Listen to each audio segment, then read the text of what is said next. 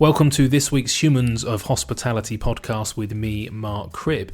Now, I'm interviewing an awesome human being today, Charlie McVeigh. Charlie's been in the industry for many years as an operator of nightclubs and bars, and he sold his small group, the Draft House, to Brew Dog, and now operates as a chairman and investor through his business, Bunker Projects. Charlie is currently chairman of the Breakfast Club and Butchies Fried Chicken in London. Now, his backstory is fascinating, but he's already covered this in a couple of excellent podcasts that I also thoroughly recommend that you check out. Mark McCulloch did a great episode under the spectacular umbrella with Charlie a couple of years ago, but now also does a fantastic show under the Supersonic Food Marketing podcast, so well worth having a listen. And Hospitality Mavericks with Michael, episode 46 goes into quite a bit of detail on Charlie's origins in the industry. So just go to your podcast player of choice, pop in Charlie McVeigh's name, and you should see those two pop up. So have a listen if you want the detail on Charlie's backstory. But in this episode, I mainly caught up with Charlie to talk about the very soon to be launched Project Pint, what it stands for and how it came about. Now, Project Pint is not really a political campaign, and it's not trying to lobby for a specific opening date or other hospitality issues. It's more a fun and inclusive way of helping Britain shift from the fear of going out to the fear of missing out, and trying to do this as soon as possible when it's safe, and getting people to fall back in love with the great British pint and going out with a mate. But because Charlie has such a great perspective on so many issues and regularly writes for Propel Info, I also took the opportunity to get his wider perspective on a few issues. We touch on how he'd had a warm-up for the lockdown post the sale of his business when he was in a non-compete period and had to take some time off, and we chat about the three key things currently affecting hospitality: cash, distancing, and that fear of going out. We talk about how anyone in hospitality should probably be seeking the advice of an insolvency lawyer at the moment, just in case. Our thoughts for the future of the industry from both an independent and a chain perspective, and Charlie even gives me some well-needed business advice on not being a purist when it comes to craft beer. I really enjoyed this chat, and I will certainly be meeting up with Charlie for a pint to show my support for Project Pint as soon as possible when it's safe.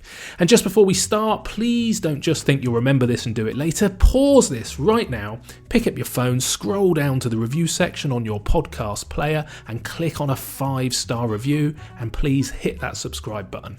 It really helps me out, since I'll probably finally get round to seeking a sponsor or two soon to help pay for the running costs of this podcast whilst all of my hospitality venues are closed. Thank you so much, and please enjoy the chat. Charlie McVeigh from Bunker Projects, thank you so much for joining me on the podcast. Hugely appreciated. Now, for most people, this is early on a Saturday morning, Charlie, but are you still a 5 a.m. wake-up guy, and are you at your home office? Because we're obviously in lockdown still. Of course we are. Absolutely. In fact, when people used to tell me when I was kind of 20 that the best hours of the day were, between 5 and 7, I used to feel completely mystified by that. But I am now one of those old people who says, 5 and 7 to me is the peak time of the day, particularly for working. I get my best work done then, Mark. Yeah, I'm much the same, to be fair. I'm a morning person. So 9 o'clock is pretty much lunchtime. So thank you for giving me a little bit of a lie-in, at least. It's appreciated. Am I right in saying, so I'm based down in Bournemouth, Charlie, down on the south coast. Am I right in saying that you used to live in the southwest at some point? Or? I do. I mean, I've been in isolation or locking down or whatever it's called on Exmoor. So sort of near a market town called Tiverton or South Molton, in North Devon, Yeah, that's where you are at the moment, is it? That's where I am at the moment, yeah. And let's hope the internet holds up, because it's not the best. But we run off an EE mobile, which is at the top of the house, but it does seem to work most of the time. Perfect. All right, amazing. I'm so used to just speaking to people in London. I presumed that's where you were, but it's nice to speak to somebody else in the southwest. We've been very lucky, touch wood, down here. Yeah. Devon. They cleared out all the hospitals, and there's been very, very few cases down here. So thankfully, I think actually there's a little mini outbreak in Western on Supermare at the moment. But otherwise, I think it's been very intense. And in fact, my mother is waiting for an operation, and she was supposed to be having it prior to or during what is now lockdown, and she's been unable to have it. So she's one of those people who has had their health compromised by lockdown.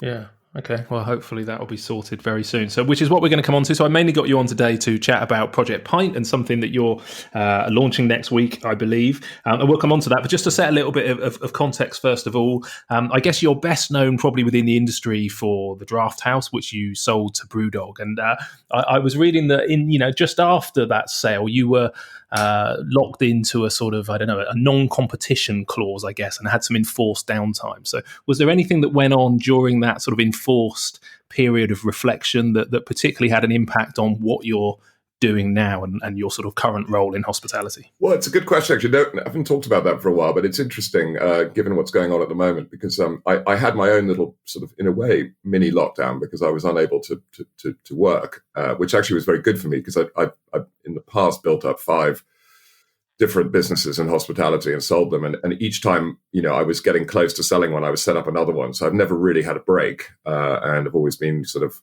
afflicted by sort of entrepreneurial mania, so it was actually rather wonderful to have some time off. And in fact, the day that it was announced in the trades, there's this guy called Jasper Reed who lives out in New Delhi in India, who owns the Wendy's franchise out there. He's an old buddy of mine, married also to an old friend of mine, and he rang me straight away from Delhi and said, "Mate, you're going to be really, really confused. You're not going to know what to do with yourself. So why don't you just come to India and we'll do a cook's tour?" So that was sort of really the ideal cure for, because essentially what had happened was we had bought another pub group called Grand Union. That had taken 6 months to do. And as soon as we signed on that, Brewdog made the offer. Then we had another 4 months of doing that deal. So essentially, I was living off biscuits in solicitors' offices for 10 months, and feeling hadn't really seen daylight. And then suddenly I came blinking out into the light, having sold Draft House, and then I went to India, and we had this amazing tour of sort of India. What I had been to India when I was 18, and I was just astounded by how it had changed. And the reason it's relevant also is because Jasper Reed and his wife Megan have been.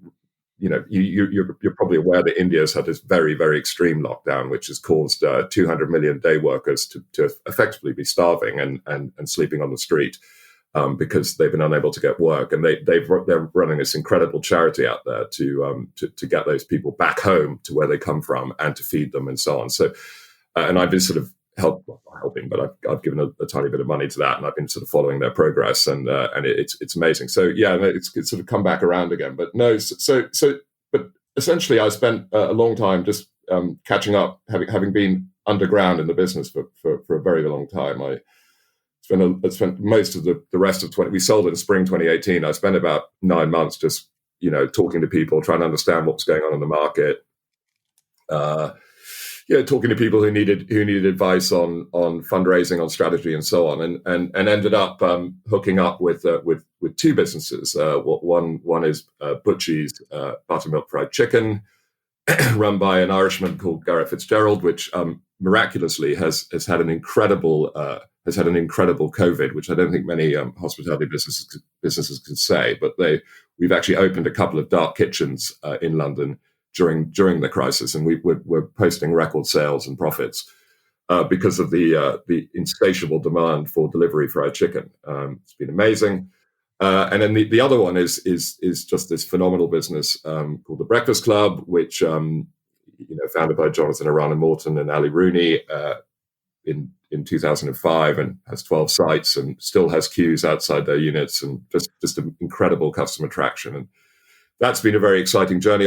Sadly, it's been the other side of the coin there, at least for the first 6 weeks of lockdown, where we had 0 sales and were completely closed down and everyone on furlough. But about, I think, 3 weeks ago, we opened our Hackney Wick site and almost immediately started doing 75% of normal sales there on takeaway and delivery, and we've rapidly started opening other sites, and actually that's now going pretty well. So yeah, I mean, I think there are opportunities in this environment, but it's very, very tough. Very, very. Yeah, that's really good, isn't it? So that's predominantly the that's takeout. That's people collecting at the Breakfast Club, is Well, it? the Hackney one is the most successful because it's on the canal in Hackney Wick, and so when people are taking their daily exercise, as we've now come to call it, they walk past and they buy a coffee or a pint or a bacon roll or all three, and they sit outside or they sit on the canal, and it's just lovely there. So it's not surprising that they're doing well, and plus it's a brand I think that people have very much missed, and the take up on delivery has straight away been phenomenal. And the founder, Jonathan Arana Morton, had always been very anti-delivery because he felt that the whole point of the brand was that customer contact and the warmth and the sort of unique staff culture that they have. But having been forced into it, I think we now realise that it's probably going to be part of our future post-COVID. How are they coping with the 33%-ish margin that the delivery companies take? Because that shifts things quite a lot if that's never been in your model before, doesn't it? Well, none of the businesses I've ever been involved in have paid that much, but right. I think that's a sort of starting price. And I think there are, particularly when they've been knocking on your door for a long time, I think there's all kinds of deals available. But even so, I mean, I think the point about a delivery only business or delivery and click and collect only business is that you're losing a lot of other costs in the equation. So essentially, your front of house pretty much disappears, and so you can offset some of that, or in the case of Butchies, most of it, so that you end up pretty much making the same amount of money on a unit level. I wouldn't say that's probably the case with Breakfast Club, but with Butchies it is. Yeah, I think if you build it into your original design and you've got high margin, I just think it's really tough. I think the original idea of delivery in its early guise was kind of restaurant quality food, wasn't it? And having restaurant food delivered to your house, but quite quickly, I think most restaurants worked out that.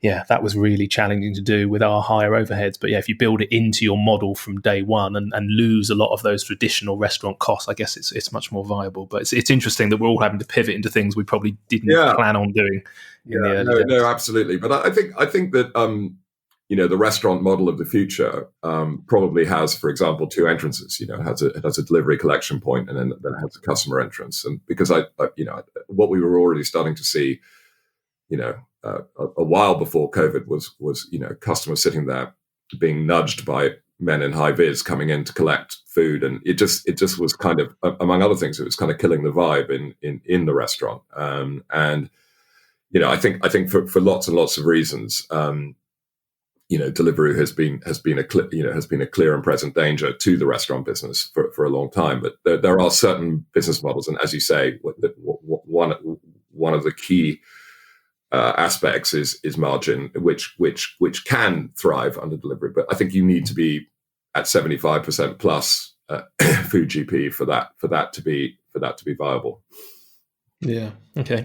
So I've been interviewing operators, I guess, over the last 12 months, and people have seemed to have been far more honest, and maybe as a result of the pandemic, people have been talking more, and I suppose how quickly we've seen the industry sort of on its knees. But most people I chat to say that 2019 was probably the toughest year that they remember in hospitality. Maybe not. I know you've spoken before about 2009 and the crash that we had then in the impact, but certainly in the general operating, we were in this squeeze between really tight margins, high costs. What's your thought on before we came into the pandemic, kind of where the industry was, and would you say that was fair in the challenges that people were facing last year? Yeah, no, I mean, I wrote an article for I have a monthly column in Propel Premium, and I wrote an article in, I think, February, which didn't mention COVID, and I wasn't, maybe it was even January actually, but in which I sort of outline what I thought were the big challenges facing the industry and what I felt needed to be done, about those challenges. And the main one was I thought that there was so much pressure from investors to deliver returns that it had caused the industry to overexpand and to extract too much money, to destroy staff culture and all of that. And my metaphor was that we should be dancing like nobody's watching. We basically just would need to run great restaurants, have great teams, and cook great food, have wonderful warm service, and the money will follow. I think the whole industry had become, and I speak as somebody who is very spreadsheet driven, but the whole industry had become so spreadsheet driven that it had essentially committed sort of mass suicide. Between 2014 and 2017, and then the results started to really flow through. 2018, 2019, when we saw all the CVAs and everything else. And there were some great businesses in there. I mean, Byron was a phenomenal business, but they just, once PE got in there, the looks good on a spreadsheet theory just killed that business, because, they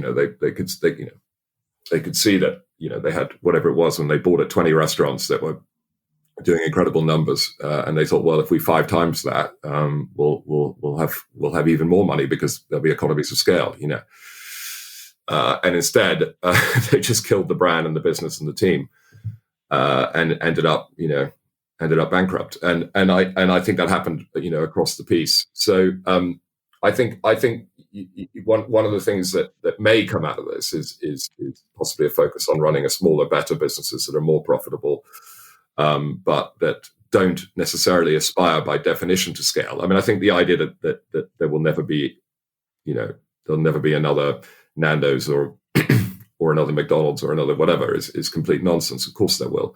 Coming out of that, I mean, I think loungers have shown us that how possible it is. But equally, I think that there will only ever be, by definition, there will only ever be a few of those. But there's plenty of room for well-run smaller businesses, either independents or smaller groups. And I think that, the idea that we just have to keep expanding at a relentless pace is particularly given that you go through various thresholds of growth. I mean, Crispin Tweddle from Piper Private Equity talks about 7, 17, and 70, very commonly cited numbers in hospitality, but these are numbers of sites, and that you go through thresholds of growth, and when you go through 7 sites, you have to change your head office, you have to change your culture, and then 17, and then 70 the same. And it's very, very difficult to make those changes, and to successfully grow through those thresholds. And maybe it's better to stay at 6 and just run a fabulous business and live happily and have a wonderful team and enjoy hanging out with them, enjoy your customers, and you can still probably take out a couple of $100,000 a year and live very well. So I think maybe as we've all been sitting at home, staring at our navels, wondering what we actually want to do with ourselves, I think maybe that might be the outcome for some people. Maybe not. Maybe we'll go back to maybe the old normal is more real than we think it is. I don't know, but I think it's a possibility for sure. Yeah, and personally, I like to see that as a positive. I mean, the reason this podcast is called The Humans of Hospitality and not The Brands of Hospitality is, although I've got absolute respect and admiration for people that can grow their businesses, I did get a bit depressed with the sort of the beigeness of the high street, and seeing the sort of, places lose their soul and just be rolled out on a national level. And for me, hospitality has always been much more, I suppose, what you sort of remember, I suppose, about holidays, when you walk into a really cool sort of beach bar and the clinking of glasses and the atmosphere and that kind of energy and stuff. And it felt like we were turning hospitality into a commodity, and it was that race towards mediocrity. So do you think that might be a positive thing if we go back to that sort of smaller? I think I hear you, but I think that it applies in different ways at different ends of the market. So I think, for example, in the QSR space, I think actually what people want is strong brand, consistency, quality, value, cleanliness, whatever you want to call it, and great food and so on. And personality is not really a part of that. But I think as you go up the scale, it becomes harder and harder to do it at scale, at numbers of restaurants. And so I think if you want to do, I don't know whether you read Tim Hayward's piece in the FT. I did. Yeah, I read it yesterday. It's great. I think he's live today, actually taking questions on a sort of Q&A thing through the FT. But actually, I didn't realize that he owned a restaurant or a bakery in Cambridge. I wasn't aware of that. But Fitzbilly's, which the Chelsea buns look amazing. I clicked on the link, but I think his point is, he takes a much more gloomy view than I do, and he's fairly horrified. I mean, horrified and disgusted, I think, by what's happened in hospitality, and takes a very, I think, purist view of that kind of chef-led restaurant, which of course is fantastic, and I mean, we love it, but not. I don't think every town can sustain a chef-led restaurant. And I think in some ways, I think a business like Loungers has been the savior of many small towns that had nothing good or nothing at all, and opening up in tiny market towns which were blighted by the supermarkets and then Amazon and drink driving rules and all the rest of it, which would cause pubs and restaurants to close or just become crap. They bring something that's really sustainable and consistent and high quality, which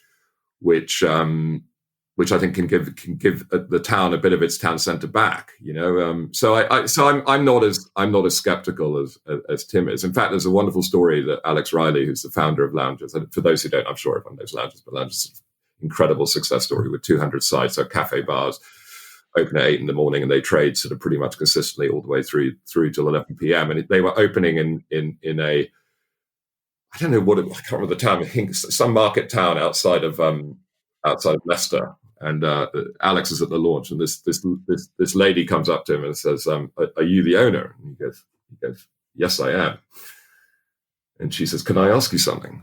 And he goes, "Yeah." And she goes, "Actually, it's more, I'm just begging." She says, "Please don't close, because everyone else in this town closes." And he goes, "Don't worry, we're not going to close."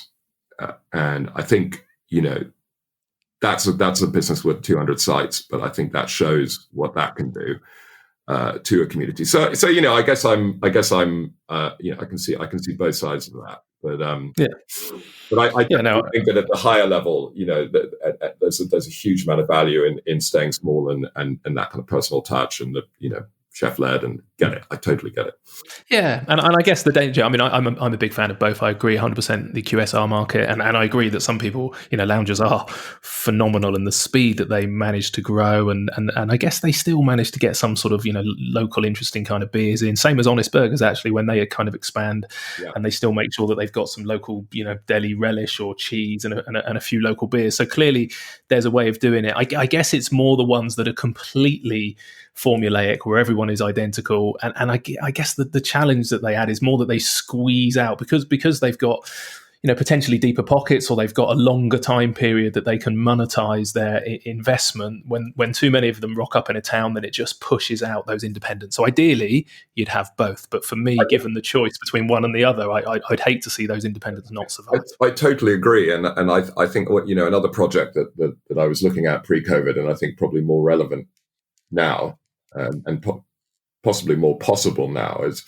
we were looking at something called the New Town Centre Fund, which was essentially to buy up a chunk of town centre property, with nice built architecture, decent parking, a supportive council, good demographic around the town, but a broken town centre full of vape shops and charity shops, and too many chains and all the rest of it, and try to build something that was effectively a shopping centre, but which had internet-proof shops and good restaurants, good cafes, some local, some brands, but just try and create an area that people actually wanted to come to,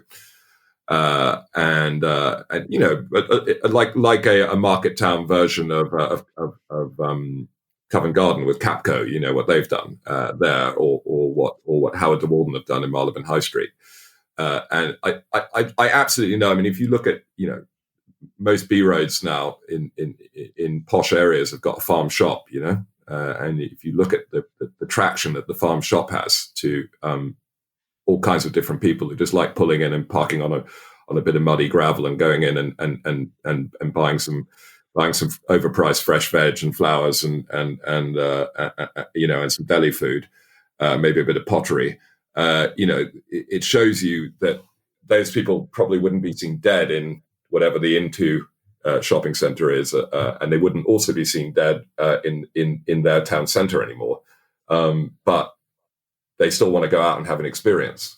So I think it's interesting. I'm not riding off the high street from that point of view, but I think it does need as I say, when you look at, say, Howard de Walden or Capco, I think it does need that kind of single landlord or cooperating landlords. The real issue in a lot of town centres, and what's actually led to this kind of crappy curation, if you like, is that the institutions sold off all the properties in the 80s and 90s into sort of dentists' SIPs, into their pensions.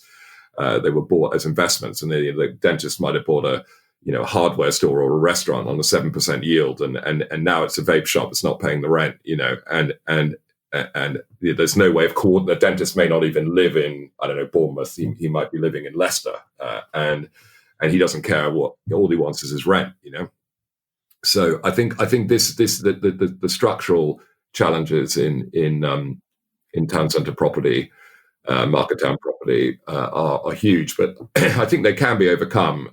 And I think particularly now, where it looks like commercial property is going to be taken absolute pasting, through this COVID thing, I think there's an even bigger opportunity to do that. So, watch this space. Let's see if we can get something going. Yeah. I love that phrase, crappy curation. I've made a note of that. That's not something they aim at, presumably. It's just an accident. I think it's almost easier to get it right if you actually control enough property. I think the problem is only controlling one. It's difficult. You can't manage what's going on around you. You can't create an area that people actually want to go to.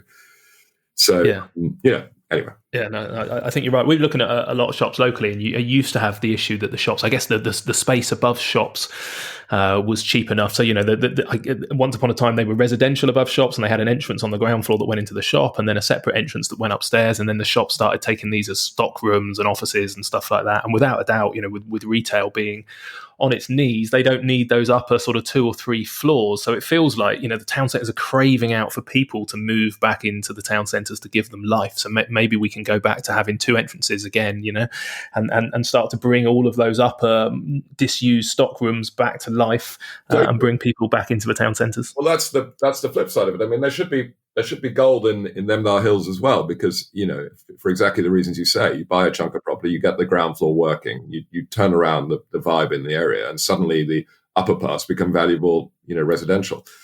So it seems to be a no-brainer to me. Whether in reality, when you actually go and try and do it, and we were starting to look at stuff pre-COVID.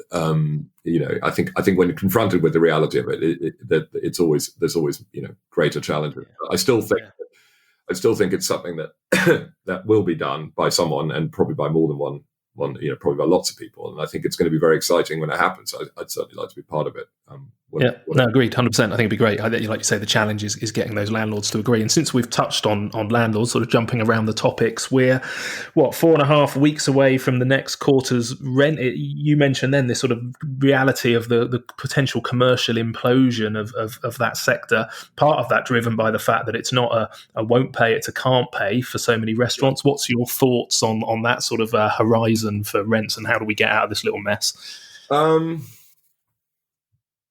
Well, I mean, it looks like it's a fairly fast-moving picture at the moment, and the government put out an announcement yesterday, which I have to say I haven't fully digested yet, about their thoughts on how to solve this. But so I'm not going to pronounce on it today. But I think whatever happens, if the government wants to keep hospitality and retail companies whole through this, then something needs to be done about the March quarter, which most people still owe, and the June quarter and the September quarter. I think thereafter, if you can't survive, I think you're on your own. But I think this 9 months of rent is essentially rent that's being charged at a time when either there's zero sales or negligible sales, and then of course, coming out of this, a lot of people haven't paid their January and February trade creditor invoices. So coming out of this, to restart those relationships, it's just a huge backlog of debt, and a lot of people are looking at trying to fund that through the coronavirus business interruption loan scheme, CBILS. But all you're doing is taking on debt to pay off losses, which then you've got to repay over 5 years, and I don't think that's viable either. I think it's very difficult, and I don't think we've seen everything that the government's got yet. I think there's more to come.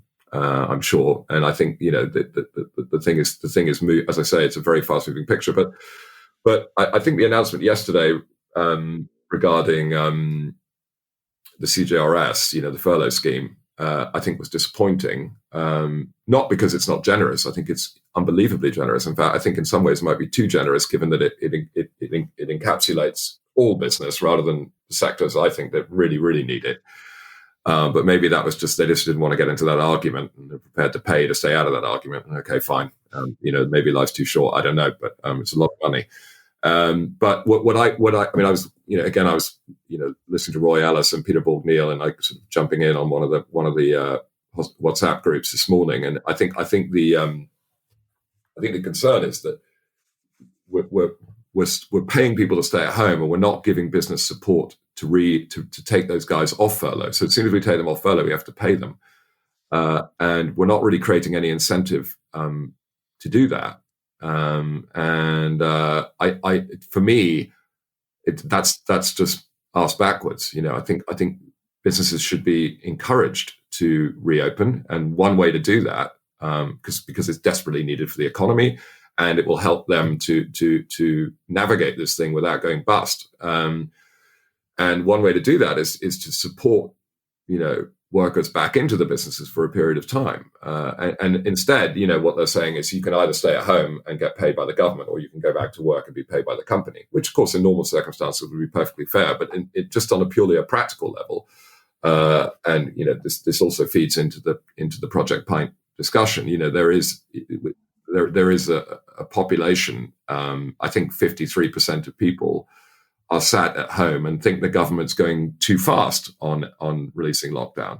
So we need to create both financial incentives, and we need to change the narrative around the virus, so that we can start to restore people's confidence, and we can start to give them incentives to go back to work. And companies, a lot of founders are sat at home afraid as well. A lot of CEOs, a lot of directors.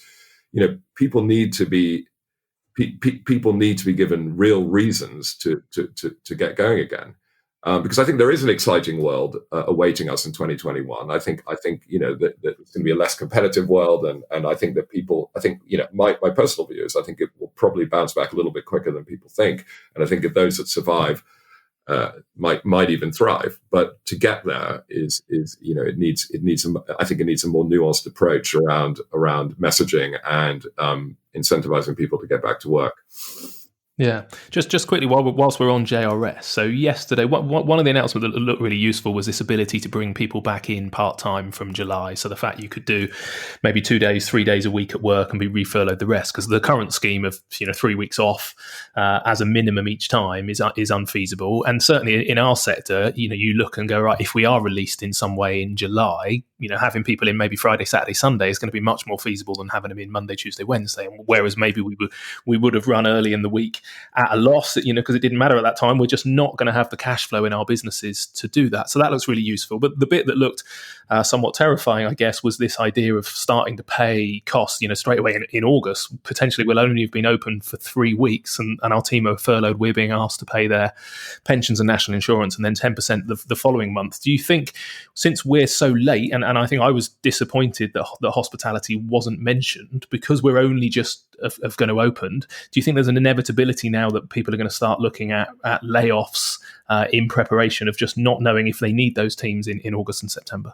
Well, I mean, yes, of course. And I mean, this is a terrible thing to say. I don't necessarily think that that's a bad thing, in the sense that, and I'm don't shoot me, but no, I'm interested. In the sense that, one of the things I've been saying to anyone who'll listen, including my investees, is, this is a unique opportunity. Coronavirus presents it presents them with a huge set of challenges, and the absolute possibility of going bankrupt. But it also as a result, it presents you with the kind of, that existential threat creates an opportunity, which is to remake your business in a way that is maybe what, with through everything you've learned through running it, that is kind of its ideal state. whatever that is. And I mean, I've been describing it as building a new Jerusalem, where you can create the perfect business, the perfect culture, and so on, with the perfect team. And I think recruiting, for example, is going to be a lot easier, going forward. So I think that a lot of businesses will come out of this, and I know that pretty much everyone I've spoken to, whether they know it or not, is doing this.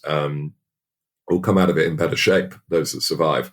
And part of that, unfortunately, is going to be trimming the team, partly because there isn't going to be the work for them to do, because it will be a slow recovery. I think that the Nike swoosh is maybe a little bit flatter than what it will be, but it will certainly be something that looks a bit like that. But at the same time, it's also because the people that might be let go might not be the ideal people to be in the business, and maybe you can find some better people to be in the business. So I think, it's a brutal sort of Darwinian way of looking at it, but I think that that does represent an opportunity, and it also creates an incentive to keep going, because frankly, there's probably a lot of people out there who are going, why would I fucking bother? Because it's so tough. But I think if you can get your head around the idea that suddenly all the sacred cows can be taken out back and shot, we're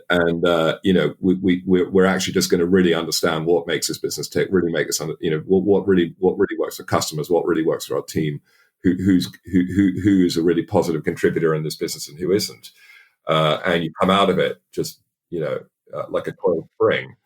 I think there's something quite exciting about that, and I think it's been a long time. I think probably in London and the Southeast, which has always been my stomping ground as far as business is concerned, I think it's been a long time since we faced this kind of existential recession. I mean, it's probably really 1991 since we had something this severe. Obviously, this is more severe, but where people had to make really tough choices. Listen, I may be wrong. Maybe we're heading into a long depression, but you can't plan for that. If you plan for that, then you close your doors. That's just not something you can do. But what you can do is to say that I want to make my business into the best business that it can possibly be. Yeah.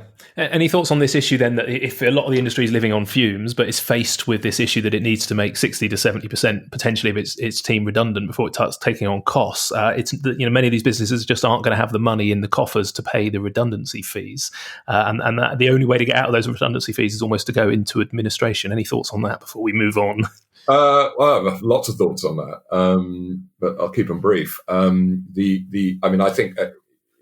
Absolutely, I would imagine most companies have at least had a conversation with an insolvency practitioner, if not appointed one, because in reality, most companies are, would otherwise be wrong, trading wrongfully if they weren't taking measures to deal with the fact that they can't pay their liabilities. So I think it's inevitable that's the case, and I think if you haven't done that, and you're in hospitality, then you're probably not being smart, because there are lots and lots of solutions through a managed process rather than a kind of involuntary insolvency where you sort of suddenly just have to run away. And I mean, I bought a number of restaurants in my life where you can literally see where the last service ended. There's sort of still plates for food on the table from 3 months before, where they'd obviously just thought, we can't carry on, and just run away,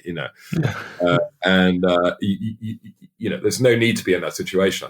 I think my strong advice is that if you find yourself in a position where you can't pay your obligations, which is basically most people, and even great companies like Wetherspoons, like Loungers, like whoever, have raised a ton of money on the stock market, to get them through this. They've had to, so it's there's no shame in it. It's just that if you're small, you can't go to the stock market and go, I need some more money. Let's make a plan. And there aren't that many investors out there who are going to get that excited about investing in a small group of restaurants. So you have to look at other ways of cleaning up your balance sheet, I think insolvency can be one of those. Yeah. Okay. So moving on then to our, go on. Sorry. I was going to say one more thing on that, just to reassure people. I think, there's always, in the US, insolvency has always been, not acceptable, but it's been part and parcel of being an entrepreneur. In the UK, people have always been terrified of insolvency because of the reputational damage. And I think in the current situation, I think the reputational damage will be negligible because everyone knows that, particularly in hospitality and retail, everybody knows what a total crisis we're in. So I just think it's being smart to consider, all your options in that regard. Anyway, sorry, I didn't mean to interrupt you. No, 100% actually. And funny enough, that's one of the original reasons I started chatting to JD right at the start of this. Within probably the first sort of 7 days of it all being announced was his background, I think, wasn't it? And I was just saying, right, with what looks like is coming, can we just have a conversation around how insolvency works? So I share your perspective on that 100%. I think it gets complicated with CBILS loans and apps. Sorry, go on. He's super smart on all that stuff. That's what he did for a living for many years, and he completely gets it in a way most people don't. So he's definitely 100%. Talking to, no, definitely, and he probably doesn't want to be completely inundated, but he did say if anybody wants any advice on that, just get in touch with him because that is his niche and his field. But I agree, something you've got to have a look at, and it's a mess, and it's a little bit like the 9 months sort of time out where people are sort of saying, well, how on earth can the landlords cope with that? And I'm kind of like, look, most of us taking these CBILS apps are going to be paying off, or whether it's stock market debt, however you're getting the money, this is a 5 or 6 year impact. We're going to be paying for the repercussions for this period of time over the next 5 or 6 years. And if you can get some assistance on the rental side of it, where they take that pain over a much shorter period of time, it seems like a fair balance. But I do think that's going to be vital. I think people are starting to panic now that we're only sort of 4 or 5 weeks away. We really need to see some movement on that from the government. But moving in then, so looking at how we come out of this, a lot of operators are already saying, look, we should be released, we should be able to operate. I personally have got a takeout on the seafront, which we've managed to open, but right next to that takeout, I've got a 200-seater terrace on the beach, which is all fenced off. Nobody can sit on it. The irony of looking out over the sand and seeing lots of people in the ocean and sat on the beach enjoying themselves and thinking, well, I could manage distancing much better on my terrace where it's actually private space than in the sort of public space where it can't be managed. Plenty of operators are ready to go. What's your thoughts on moving forward and how we get out of this, and when should it happen?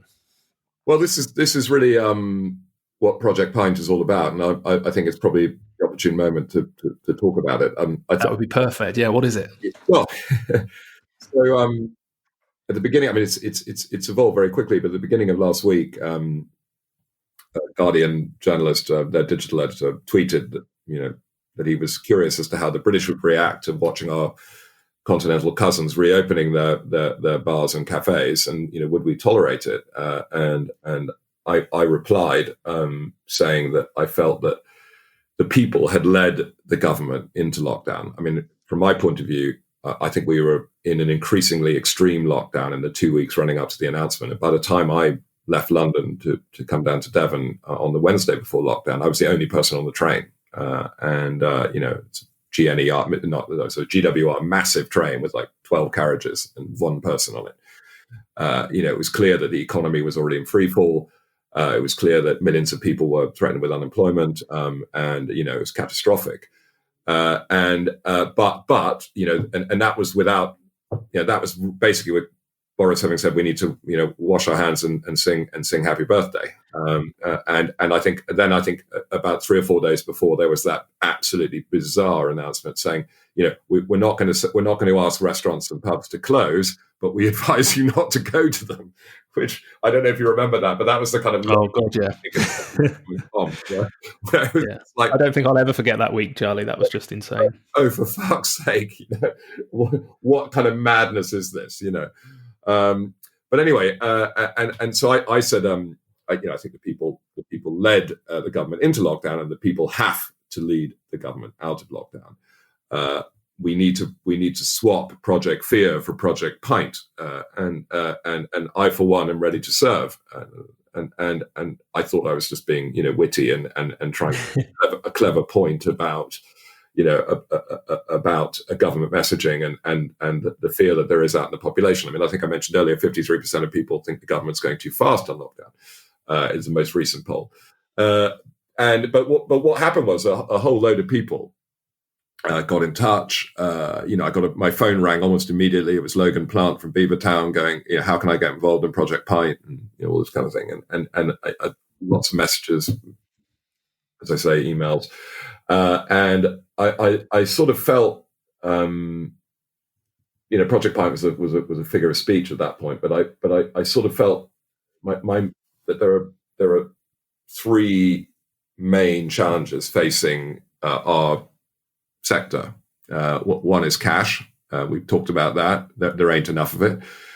The second one is distancing, as JD insists I call it. It's going to kill a kitten, not social distancing, and how we deal with distancing. And then I think that the third one is FOGO, the fear of going out.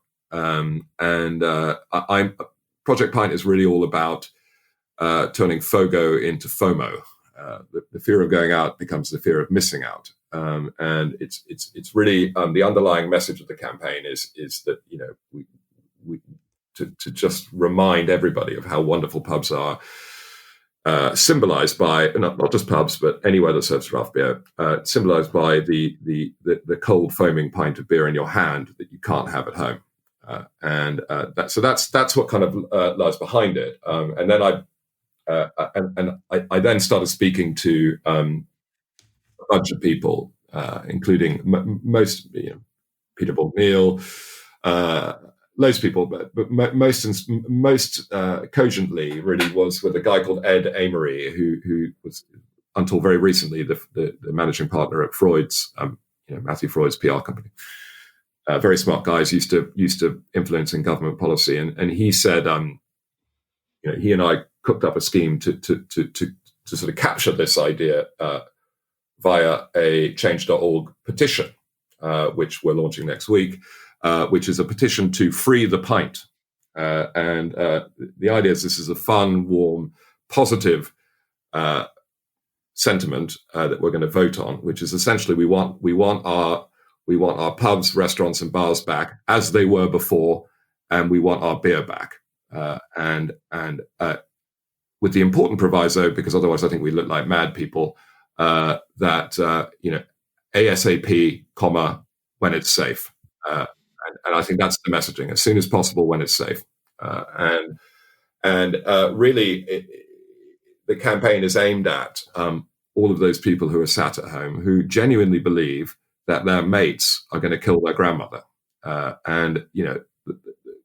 the truth is that for most people, other than the 2 million vulnerable, that leaves a lot of people in this country, there is very little threat from coronavirus. We're not getting into that whole debate in the campaign at all. We're not talking about fear. We're not talking about anything else. It's just a positive campaign to free the pint. And alongside that, and underpinning it, is something we're calling let pub people speak, and let pint people speak. And this is just people telling stories through our channels and through their own channels about why they want to free the pint and why they want pubs, restaurants, etc. back open as they were before, because they miss them, because they miss their friends, they miss the convivial experience of eating out, drinking out, and so on. So really, it's a very non-specific, very positive, very warm, very emotional plea to government to give us our lives back, give us our hospitality lives back. And it's aimed entirely at the Great British Pint drinker. It's not aimed at the industry, and it's not aimed directly at government. But obviously, the hope is that if we can get enough support and we can get this thing going viral through shareable digital content and so on, which is why we're also looking to raise money, which I'll come on to in a minute. That we can maybe get a significant amount of signatures. And at that point, it starts to become influential on government policy, and government can start considering, how it wants to handle the hospitality industry in a more direct way if they feel that people are actually actively voting to reopen it in the way it was before, more quickly.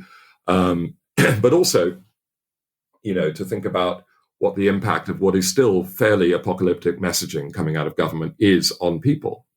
And it's having a devastating effect on people's health, on children's education, on everything else. But that's not our stated aim. But I think that essentially by motivating and coalescing the population around a campaign to free the pint, we're hoping it will have those, positive influence on government thinking and on the population's thinking about going out and about reconnecting with hospitality.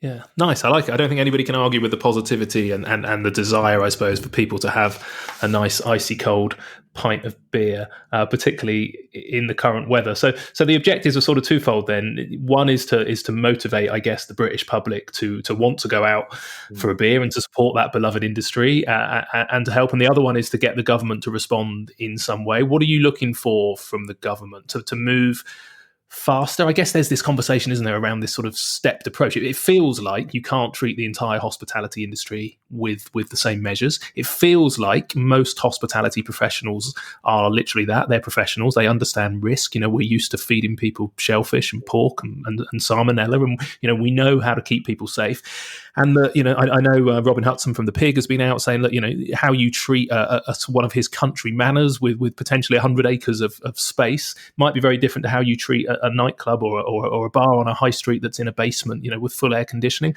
What's your thoughts on how the government should respond to Project Pint, I suppose?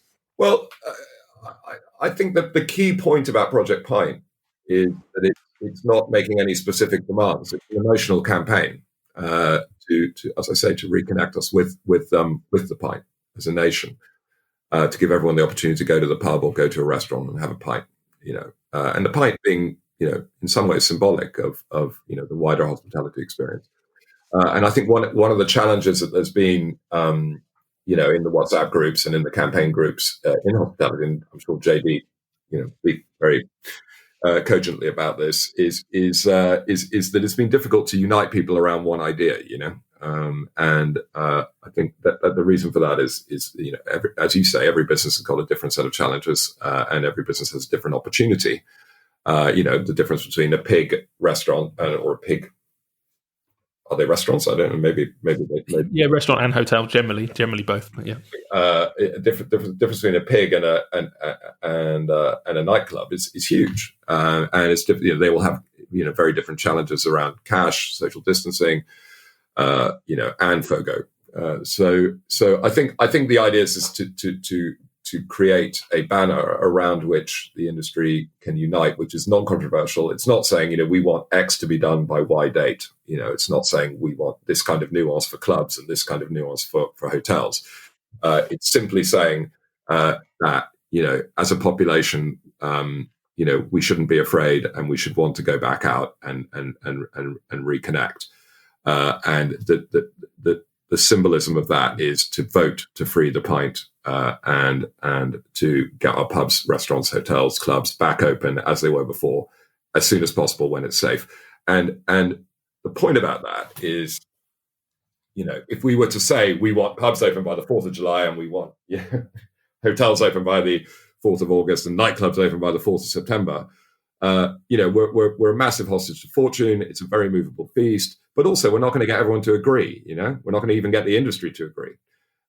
So I think that's why it's really, I mean, in some ways it's a bit of fun, but in other ways it's got a deep underlying message, which is to give people hope and a reason to live and a reason to want to go out again, which is essentially to one of the things that they miss most. If you look on Twitter, if you look on Instagram, what's my first pint going to be? Who am I going to have it with? Where am I going to do that? This is a huge topic, and it's something that people feel very emotional about. But for pint, you can read anything. You can read meal, you can read, go out dancing, you can read, whatever. But it just is. I think it's quite a neat way of symbolizing something you can't do at home. You have to do with friends, and you have to have in a hospitality context. Perfect. No, I love it. I think it's great, and you're right. Yeah, don't put too much detail around it. It's symbolic of a bigger picture, I guess. And in the same way that you say people sort of led us into the lockdown, people are probably leading us into Project Pint. We're seeing a lot more places, doing takeouts and people going and drinking in the parks, and certainly for us down on the seafront. God, people were so grateful when we opened and start serving them an icy cold beer, and sort of very much saw it as a public service. And actually, the public are really good at sort of managing the queue and staying apart and sitting. Although the beach has been busy, you can fit a hell of a lot of people on a 7-mile beach if you're 2 meters apart. And I've been really impressed. I think you can give people more responsibility maybe than the FOGOs think you can. Yeah, no, totally. And I think people are very sensible. Because they believe that their health is at risk. Now, there's nothing more important than your health. People are not stupid. Of course, potentially, there are always going to be idiots. We know that, but there are idiots, everywhere, all the time, and they just need to be managed. The idiots, and in hospitality, we've always had to deal with a few idiots, and that's also fine. And that's kind of what we're good at is managing people, and particularly nightclubs. It's like constant management of people. Don't do this. You can't stand there. You're blocking the fire exit. Whatever it is. I used to own nightclubs, so I'm very, very familiar with that.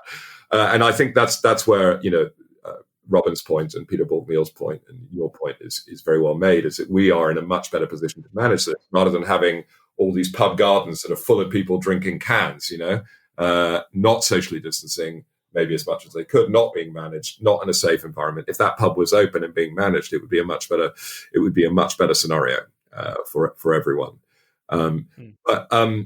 No, so but I think overall, I think we have with the fear that we've all been subject to through government messaging. I think we have lost sight of the fact that the disease is not as dangerous to most people as we all feel it is. And I have an irrational fear about COVID. I have an irrational fear that I could catch it and die. The likelihood is just vanishingly small. It's tiny. I think Luke Johnson's point on Question Time that you're 4 times more likely to drown than you are to die of COVID if you're under 60 and don't have a pre-existing condition. And how many people do you know that have drowned? Only 350 people have died under the age of 60 who don't have a pre-existing condition. So each one of those deaths is an awful tragedy, and I know people who've had it and have had it very badly. So I'm very, very conscious of the fact that it's a very, very dangerous disease if you get it badly. But the fact is, most people don't, and I think this is where, again, trying to bring some positivity and trying to influence government messaging, because the government's aware of all this stuff. They're not idiots. They poll all the time, but I think one of the reasons why the messaging remains very conservative and a touch on the apocalyptic side is because they're looking at the polls and their own polling, and it's telling them people want to stay at home and they are afraid. So I think we have an obligation as an industry to reach out to our customers and give them positive reasons to come out. No, I think you're right. So as an industry, then, what can the industry do to get behind this? I see the hashtag Project Pint's going to become a thing. What more support can you would you like? Project Pint and Free the Pint are the hashtags.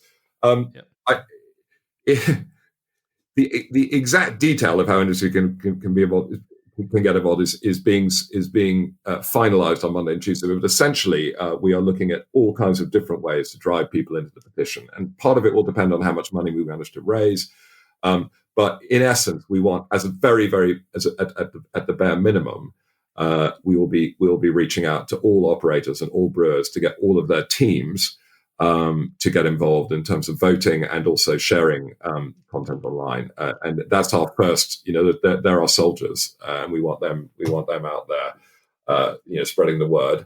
And then if we're successful, which there are some good early signs that we will be, then we will also be investing in some shareable content via companies like Jungle Creations and Lad Bible to hit up their tens of millions of engaged subscribers and followers.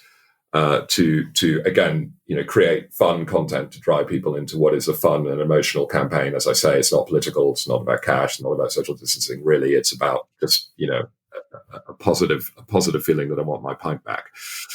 If we manage to do that, because I think there's a danger that if we're not able to break out of the hospitality bubble, that it will be just that. It will just stay within the hospitality bubble. And I would like this to be something that actually engages the whole population. And it sounds a vainglorious aim, and maybe it is, but it would be nice if we could do that.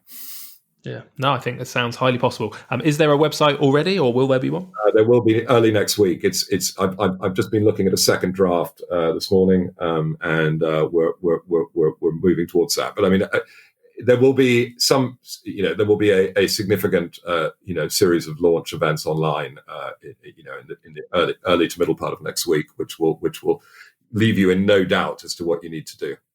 Amazing. And you mentioned fundraising, and you wanted to come back to it. What are you doing about that? I mean, essentially, we're reaching out to the big pubcos and the big restaurant groups, but actually probably more significantly to the big brewers, as the people with the biggest stake in moving in changing this message. And we're working with UK Hospitality.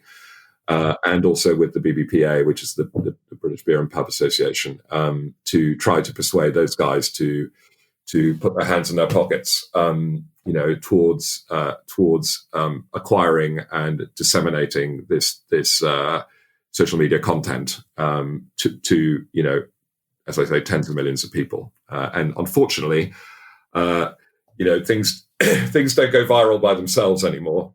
Things go viral with the application of cash. So if we really want this to happen, and we really want to try and move the dial in terms of the public mood, then we will need that money. We think that certainly if we were to go as an industry, if we were to go, for example, to Freud's and say we want a campaign to move the dial on government attitude towards hospitality in COVID, and we want to take the British public along with us, or the other way around, that's about $250,000 for a month's campaign. So presumably a lot of that would stick to the sides in Freud's, but it gives you an idea of the kind of order of magnitude of what we need. But these guys have got they're all hurting, and everybody's hurting at every level of the market. So it may be that we have to use our wits rather than our cash, but it may be that some individuals also want to contribute. I'm certainly contributing. Let's see where we get to.